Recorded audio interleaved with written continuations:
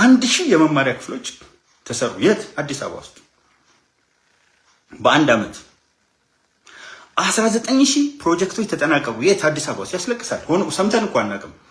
19000 ቤት አይደለም ፕሮጀክት 19000 ቤት ያስለቅሳል።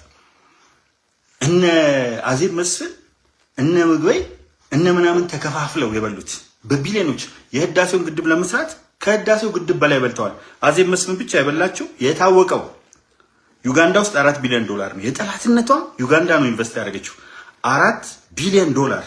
ኦልሞስት አንድ የህዳሴ ግድብ ብቻዋን የበላችው ብቻዋን አንድ የህዳሴ ግድብ ውጣለች። የቀድሞው ጠቅላይ ሚኒስትር መለስ ዜናዊ ሚስት።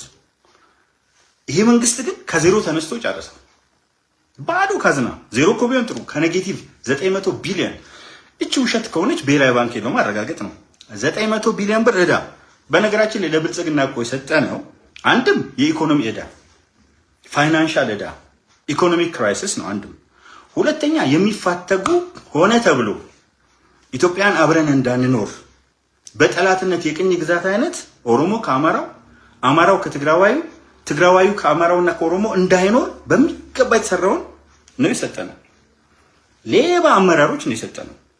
እንግዲህ አዜብ መስፍን ጥሩ ምሳሌ ናት። ምግበይ ጥሩ ምሳሌ ነው። ሌላ ቦታ ሳትሄዱ ሜቴኮይ ጥሩ ምሳሌዎች ናቸው። ያቺ ቢጫ ሄሊኮፕተር ናት ነገር ያመጣችው ሌባ መያዝ ስትጀምር እና ለቅሶ አልገባኛለን ሪሊ አልገባኝ